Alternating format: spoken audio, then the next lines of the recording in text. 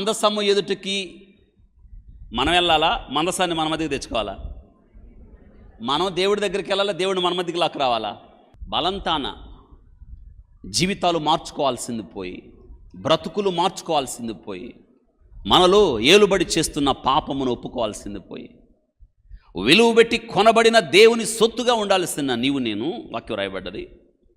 మీరు విలువ పెట్టి కొనబడిన దేవుని సొత్తు కాబట్టి మీ దేహాలతో దేవుని ఏం చేయాలి? మహింపరచాలి. అద్భుతం ఏంటంటే సజీవ యాగం అవ్వాలి అని చెప్తుంది వాక్యం. అంటే సర్వాంగ హోమం, సర్వాంగము అనగా నీతికి సాధనాలుగా మన అవయవాలు అప్పగించాలి.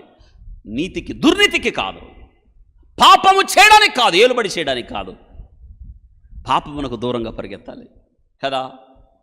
మళ్ళీ పాపం ఎలా చేస్తావు? ఒకసారి పాపము నుండి విడుదల నొందిన తర్వాత పౌలు గారు గలతీయులకు రాస్తూ అంటున్నాడు, క్రీస్తు ఈ స్వాతంత్రము మీకు అనుగ్రహించాడు. మళ్ళీ దాస్యమునకు, అవును, ఈ స్వాతంత్రాన్ని ఇచ్చాడు. ఈ స్వాతంత్రతను శారీరక క్రియలకు హేతువు చేసుకొనక, నాకు స్వతంత్రత ఉందిలే నేను ఏదన్నా చేస్తానంటే కుదరదు. వింటున్నారా? కూరగాయల కత్తితో కూరగాయలే కొయ్యాలి, రైట్? అవునా కదా? దాంతో మరేది చేయడానికి వీల్లేదు.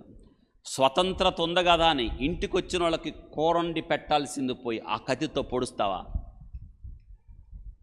స్వతంత్రత ఉంది, కత్తితో కూరగాయలు కొయ్యొచ్చు, మనుషుల్ని గాయపరచచ్చు. ఇంటికి వచ్చిన వాళ్ళకి ఆ కత్తితో ఏం చేస్తావు?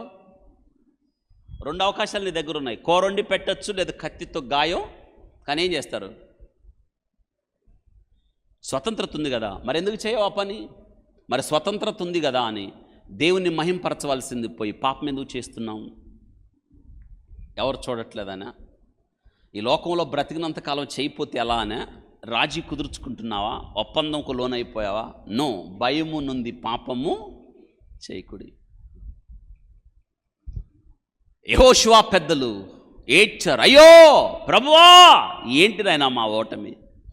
కానీ అక్కడ ఓటమికి కారణం యెహోషువకు తెలియలేదు. ఎందుకంటే ఆకాను అనేవాడు చాటున ఏం చేశాడు? శపించబడిన దానిలోది కొంత దొంగిలించి దాచాడు. ఎవరికి తెలియదు, ఎవరికి తెలియదు, యెహోషువకు కూడా తెలియదు. ఒక్కడి పాపం ఇశ్రాయేలీల ఓటమికి కారణమైంది. ఒక్కడి పాపం 36 మంది మరణానికి కారణమైంది. ఒక్కడి పాపం.